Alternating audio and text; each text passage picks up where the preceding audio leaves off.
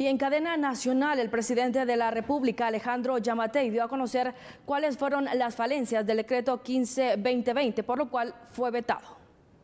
En mi calidad de presidente de la República y basado en la ley, quiero decirles en primera instancia que estoy a favor del espíritu del decreto 15-2020, del espíritu. Pero tenemos que entender que para el gobierno es prioritario atender a la población que está siendo afectada por esta crisis y garantizar la continuidad de los servicios esenciales.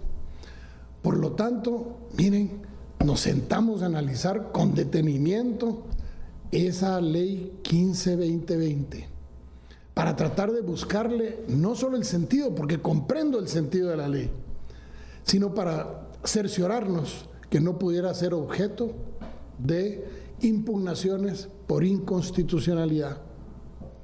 El decreto 15-2020 aprobado por el Congreso de la República contiene aspectos técnicos que hacen inviable su aplicación, así como hay disposiciones que vulneran la Constitución Política de la República de Guatemala, lo cual haría que sea una ley que nazca muerta.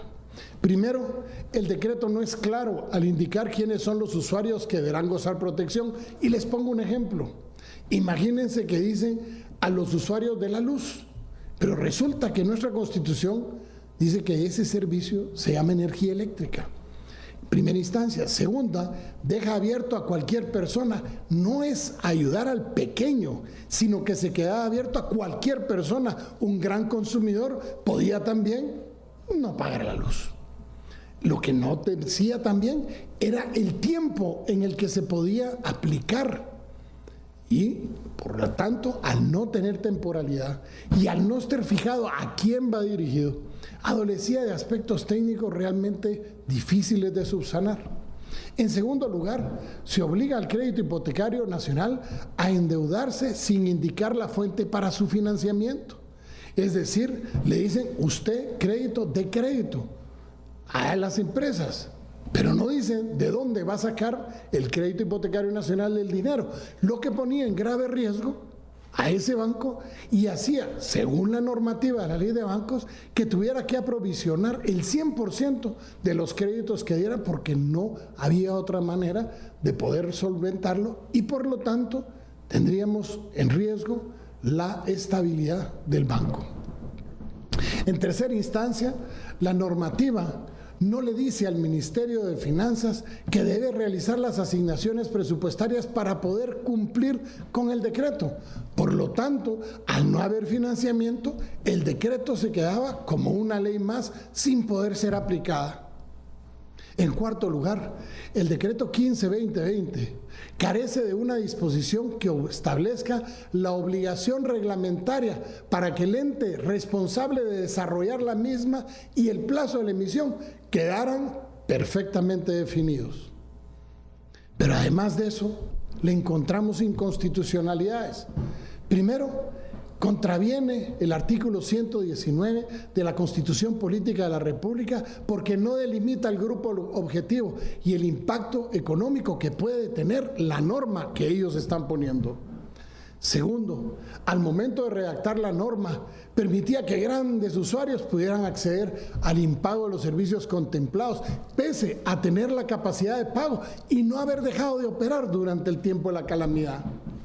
Tercero, la norma también permitía evitar el corte de los servicios básicos a pesar de que alguien estuviera cometiendo actividades delictivas, como por ejemplo hurto, fraude, robo de fluidos, etc. En el artículo segundo, en lo que respecta a los servicios básicos, contravienen los artículos 15, 43, 44, 119, literal M, el 240 y 253 de la Constitución Política de la República de Guatemala. La normativa hace referencia al servicio básico de luz, sin embargo, este no se encuentra regulado de esa forma, por lo que debe presumirse que se refiere al servicio de la energía eléctrica, pero debe asumirse, presumirse. La norma no establece los parámetros para determinar a los usuarios que puedan acceder a dicho beneficio, ni a criterios técnicos, ni de selección para determinar con certeza a los beneficiarios. el plazo establecido carece de certeza debido a que contraviene el artículo 15 de la Constitución Política de la República de Guatemala, pues la ley no tiene efecto retroactivo, salvo en materia penal cuando favorece al reo, y esta no es materia penal, y al volverla retroactiva hace inmediatamente que viole el artículo 15 y por lo tanto es inconstitucional. El plazo para los convenios de pago con las entidades prestadoras de servicios no es congruente, ya que no se determina cuándo los usuarios deben suscribir esos convenios. Y respecto al crédito hipotecario nacional sobre un fondo específico, se incumple con los artículos 119 y 240 de la Constitución, ya que no fija un límite de los recursos que cubran dicho fondo y tampoco establece, de nuevo, la fuente de financiamiento. En el artículo 4, en las condiciones de los créditos, contradice al propio artículo. Dice esa misma norma, ya que solo regula las condiciones de crédito para el servicio de agua y deja sin establecer lo relacionado a los convenios de pago para los otros servicios básicos. Contraviene las disposiciones dictadas por la Junta Monetaria al omitir el incumplimiento de las facultades constitucionales que le confieren a dicha Junta. Vulnera la supervisión ejercida por la Superintendencia de Bancos al imponer que los créditos sean otorgados sin mayores trámites en menos de 5 días. Además, no hace referencia a la situación de las municipalidades responsables del servicio de agua potable ni a las concesiones. Y aquí permítanme aclarar algo. La ley dice para las empresas de servicio de agua potable. Eso implica ¿a quiénes? ¿A las de garrafón, a las de botellita o a las de agua entubada?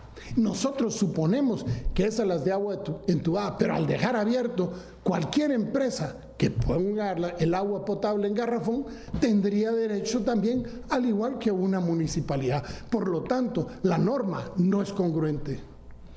Yo estoy consciente de la necesidad de garantizar la continuidad de los servicios básicos.